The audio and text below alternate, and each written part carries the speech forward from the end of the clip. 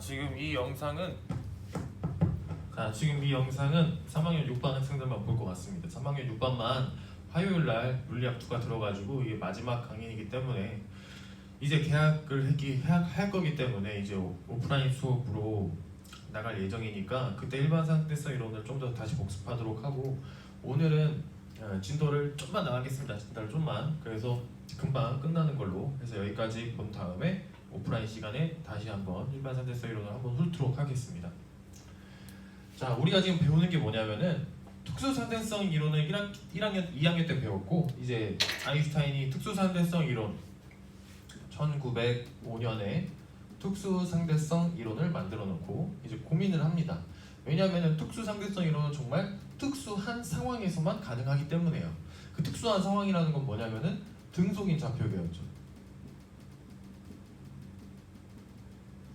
너네 2학년 때 했던 거 보면은 모든 공간이 이렇게 등속으로 움직입니다. 로켓도 등속으로 움직이고, 정지에 있거나 뭐 이런 식으로 등속으로 움직이는 공간 속에서 서로 바라볼 때 시간과 공간에 왜곡이 생긴다. 왜냐면은 광속은 불변해야 되니까. 그래서 이런 것들에 대한 아인슈타인의 생각이 특수상대성 이론이었는데, 근데 실제로 등속으로 움직이는 좌표계는 우리 지구상에 아니면 우주상에 거의 없어요. 불가능에 가깝습니다. 되게 뭐 하냐? 조금이라도 속도가 계속 변하는 공간에 살고 있습니다. 따라서 이거를 확장해야 돼. 어떻게? 등속 좌표계뿐만 아니라 가속 좌표계에서도 해당이 되는 하나의 상대성 이론을 만들어야 돼서 만들어진 게 뭐냐? 일반 상대성 이론이에요. 일반적인 상대성 이론. 그래서 이게 몇 년 걸리냐? 10년 걸려요. 1915년에 발표합니다. 그래서 일반 상대성 이론의 가속 좌표계에 해당하는 특수 상대성 이론을 이렇게 하다 보니까 이게 결국에 뭐가 되게 되냐? 중력. 뉴턴이 말했던 중력에 대해서 아인슈타인이 새롭게 해석하는 사건이 됩니다. 그래서 아인슈타인의 일반 상대성 이론은 중력에 대한 현대적인 새로운 관점이다라고 보시면 됩니다.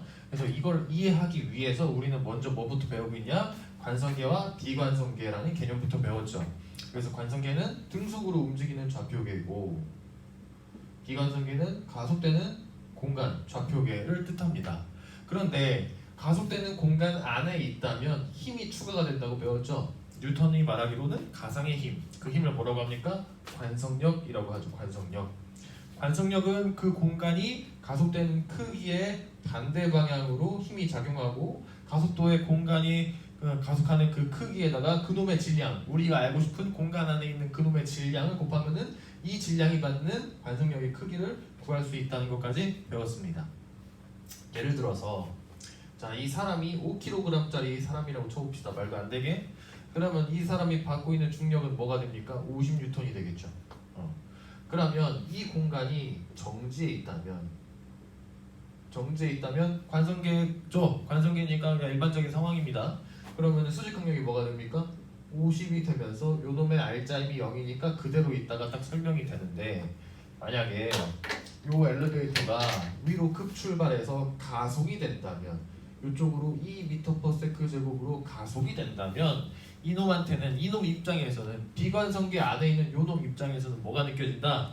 관성력이 느껴진다. 어느 방향으로? 반대 방향으로. 가속되는 반대 방향으로. 얼마만큼 크기? 요 2에다가 요놈의 5를 곱한 10N 정도의 크기만큼. 그러면은 이놈을 내려가려고 하는 힘이 뭐가 돼? 60이 되니까 수직항력이 뭐가 돼? 60이 되는 거죠. 이해돼? 오케이? 그래서 저번 시간에 했던 게 요겁니다. 오늘은 뭐 할 거냐? 가속되는 공간이 빨라지고 느려지고 하는 공간만 가속되는 게 아니라고 했죠. 우리는 물리학 2의 초반에 뭘 배웠습니까? 등속 원운동을 배웠습니다. 등속 원운동. 자, 등속 원운동이라는 게 뭐냐면, 이렇게 원의 중심으로 어느 물체가 이렇게 선속력 V를 가지고서는 회전하는 거. 거리는 R이라고 치죠. 오케이? 회전할 때 얘가 회전하기 위해서는 얘의 속도를 바꿔줄 힘이 필요하죠. 그 힘은 항상 어느 방향? 원의 중심 방향으로. 그리고 이 힘을 뭐라고 한다고? 구심력이라고 한다고. 여기서는 실이 묶여 있으니까 장력이 구심력 역할을 하는 거죠. 그래서 구심력에 의해서 이 돌멩이가 선속력 V를 가지고 회전하고 있습니다. 그러면 그 구심력의 크기는 어떻게 구한다? 요놈의 질량 m에다가 R분의 V제곱 또는 m에다가 R 오메가 제곱한다고 배웠죠. 오메가가 뭔지는 설명 안 하겠습니다. 자, 그리고 요 놈이 뭐라고 했어? F는 MA에서 A 있는 부분이잖아. 이 놈이 뭐야? A지, A. 이 뭐야? 구심 가속도. 그래서 요 돌멩이는 이 크기를 가지고 가속 운동을 하고 있으며 그 가속도의 방향은 구심력의 방향과 같은 원의 중심 방향. 이해되지? F는 MA니까 힘의 방향이랑 가속도의 방향이랑 같잖아. 그래서 구심력의 방향이 원의 중심 방향으로 가속도가 요만큼 크기로 작용한다 이거야. 그러면 내가 이걸 한번 확대해 볼게. 자, 이걸 확대해 보니까 공이 이렇게 생겼거든. 근데 여기에 문이 있어, 문. 그래서 이 친구가 문으로 이렇게 들어간 거야. 들어가서 여기 딱 들어갔어. 들어가니까 어떤 일이 발생해? 이 공간 자체가 정지되어 있는 공간이 아니라 뭐 하는 공간이 된 거야? 구심 가속도의 크기로 뭐 하는 공간? 가속하는 공간인 거지. 그러면 이 안에 있는 사람은 비관성계에 있는 거야, 관성계에 있는 거야? 그렇지. 비관성계에 있는 거야. 이거 이해돼? 비관성계에 있는 거야, 그지? 그럼 비관성계에 있다면 얘한테는 뭐가 느껴져야 돼? 관성력이 느껴져야 돼, 그지? 근데 회전 운동하는 가속 운동을 할 때 느껴지는 관성력을 우리는 이름을 따로 붙였다. 뭐라고? 원심력이라고 한다. 그러니까 원심력도 관성력이기 때문에 공간이 가속되는 어느 방향? 반대 방향으로 힘을 받는다. 그러면 요 놈은 어디로 힘을 받는 거야? 이 안에 있는 요 놈은 관성력을 이쪽 방향으로 힘을 받는 거지. 왜? 원의 중심 방향은 이쪽이니까. 이해돼? 그러면 요 놈이 받는 관성력의 크기 F는 요 놈의 질량 M에다가 크기만 하니까 M에다가 뭐 곱하면 돼? 요 공간이 가속도 곱하면 될 거 아니야? 근데 이 공간이 가속되는 걸 어떻게 구해? 요걸 끌어오면 되지. R분의 V죠. 이거. 만약에 이걸 계산해 보니까 10m/s 제곱이야. 그럼 여기다가 10 들어가는 거고 요놈의 질량이 4kg이라고 4 내면 몇 뉴턴? 40뉴턴의 원심력이 이쪽으로 작용한다 이 말입니다. 아시겠죠?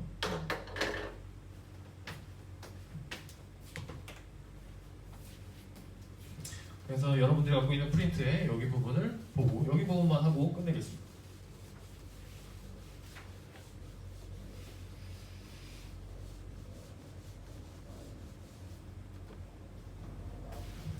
자, 선생님 구분해서 놨는데 그냥 한꺼번에 설명을 합니다.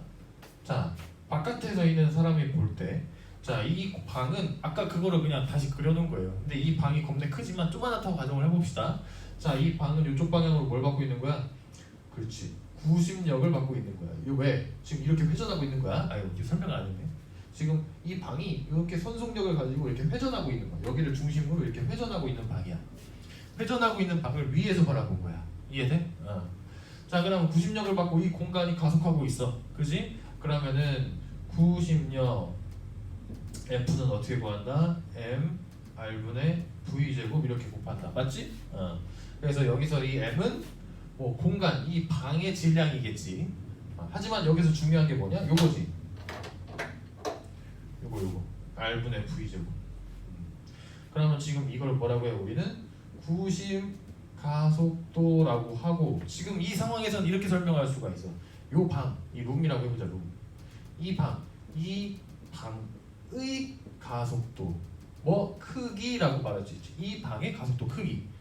이 방이 지금 가속 운동하고 있잖아. 그 방이 받는 가속도에, 방이 받는이라고 써도 많이 맞겠다. 이 방의 가속도의 크기. 이해돼? 그리고 이 방의 가속도의 방향, 가속도, 이 구심 가속도의 방향은 어느 방향이야? 원의 무슨 방향? 그렇지, 중심 방향.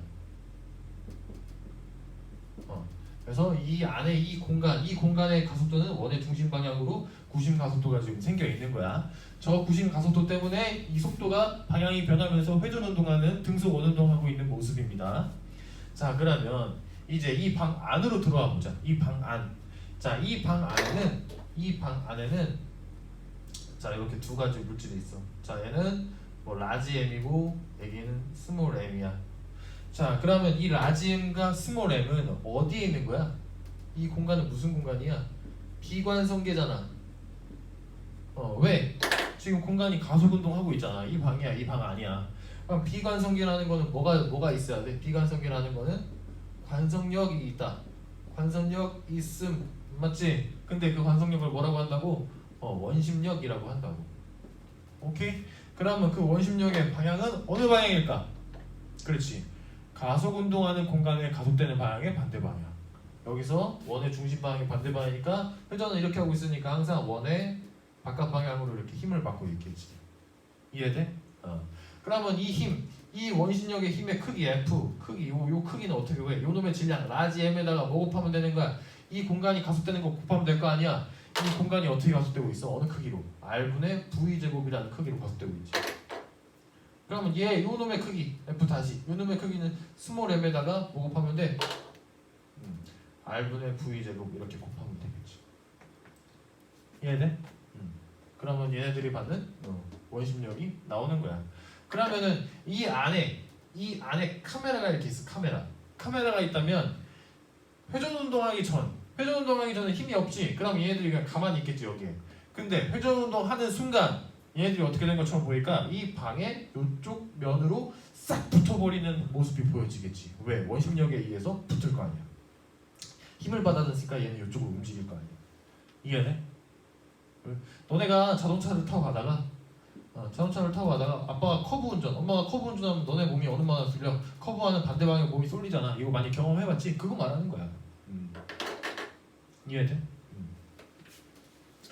자, 이 그림은 특수한 그림인데 어떤 그림이냐면 여기가 회전 중심이야. 그 다음에 여기 이렇게 엄청난 쇳덩어리 반지름이 있고 여기에 방이 있어. 그리고 방에 여기 사람이 타 있다. 이렇게. 그러면 이제 이 방 안이 어떻게 구성되어 있냐면 이렇게 구성되어 있어. 방 안이 이렇게 의자가 이렇게 있고 사람이 이렇게 잠깐만요. 이걸 이제 해석해 보면 방이 이렇게 생겼잖아. 그럼 이렇게 의자가 이렇게 있고 사람이 이렇게 앉아 있어. 이렇게 앉아 있어. 자, 그러면은 얘가 이렇게 회전하잖아. 그럼 회전하는 원의 중심 방향 이쪽 방향이지.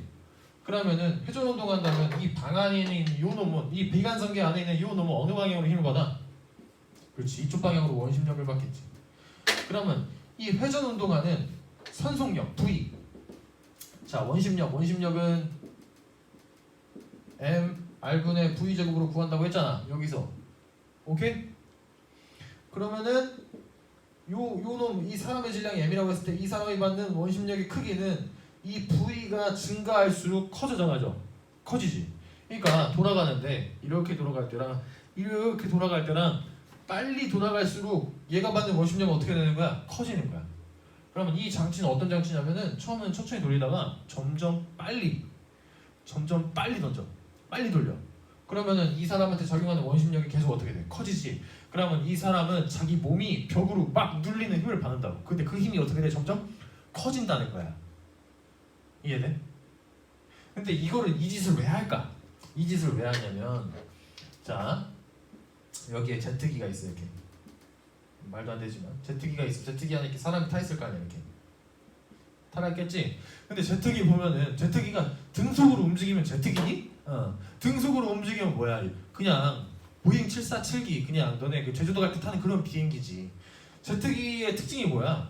적기를 만나면 속도가 급변해야 될 거 아니야. 갑자기 빨리 가거나 갑자기 느려지거나 이렇게 해야 될 거 아니야. 그래야 적을 따돌리거나 적을 따라잡거나 할 수 있을 거 아니야. 그럼 제트기는 갑자기 추진을 해가지고 앞으로 급가속하거나 급감속하는 상황이 많아. 그러면 급가속, 이 가속도가 커지면은 얘가 받는 반대로 방향으로 받는 관성력이 어떻게 돼? 커지지. 그럼 이거를 내가 이 이유는 모르겠어. 뭘 모르겠냐면 이 관성력이 커지면 사람이 기절해. 예. 그러면 이제 조종사가 기절하면 돼? 안 돼? 안 되잖아. 안 되니까 이거를 느끼게 하기 위해서 요걸 만든 거야. 실제로 방을 놓은 다음에 방을 앞으로 가속시켜서 거기서 이 사람이 느끼는 관성력을 느끼게 하기에는 장치가 너무 길어질 뿐더러 이걸 실험할 수 있는 방법이 생각을 해봐. 뭐 우리 학교 운동장에 이렇게 있으면은 여기서 여기 트랙 만들어 놓고 여기서 여기까지 출발시킨 다음에 가속을 막 키워가지고 이 안에서 이걸 체험하게 한다? 그러면은 몇 초, 0. 몇 초 안에 끝나버릴 거 아니야, 이 실험이. 그러면 훈련이 안 되잖아. 훈련이 안 되니까 이 상황을 이렇게 변형을 한 거야. 그럼 비행기는 앞으로 가속을 해서 관성력을 받지만 여기서 뭐해? 회전 운동에서 관성력을 받는 거지. 하지만 결과는 어때? 똑같아. 이해돼? 그래서 이 부위를 점점 키워가지고 이 원심력을 키워서 이 안에 있는 전투기 조종사가 뭘 느낄 수 있게? 엄청난 관성력을 느낄 수 있게 상황을 만들어주는 거야. 그렇게 해서 이 사람이 이 안에서 버틸 수 있는 건지 아닌지 보는 거지. 이해돼? 그래서 이 영상은 너네가 오프라인 계약하면은 다시 이거 설명하면서 보도록 하겠습니다. 자, 그래서 오늘은 뭐 했냐? 비관성계에서 저번 시간에 관성력 배웠는데 이번에는 또 다른 관성력, 원심력 배웠습니다. 여기서 또 다른 이유는 뭐냐면은 같은 가속되는 공간이지만 저번 시간에 했던 거는 빨라지거나 느려지거나 해서 가속되는 공간을 말했던 거고 이번 시간에는 속도의 방향이 바뀌는 등속 원운동 상황에서의 가속운동 상황을 말하는 겁니다. 아시겠죠? 자, 그럼 여기까지 마무리하고 계약하고 오프라인 시간에 봅시다.